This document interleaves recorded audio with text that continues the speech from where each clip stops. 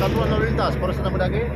Saat ini kami sedang melaksanakan Blue Light Patrol, tepatnya di Jalan Firdaus, alun-alun Pemkab Serdang Bedagai. Dapat kami informasikan kepada masyarakat untuk situasi arus lalu dan Kamtibmas hari ini Kamis tanggal 6 Maret 2025 sekitar pukul 20.15 WIB. Arus lalu lintas di Bendara belum masih lancar.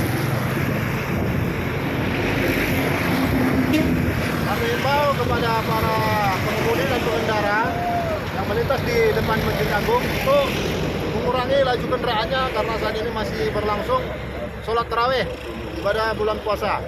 Kami himbau pengertiannya kepada abang-abang pengemudi untuk mengurangi laju kendaraannya untuk terhindar dari kecelakaan. Demikian himbauan ini kami sampaikan. Selamat malam, salam presisi.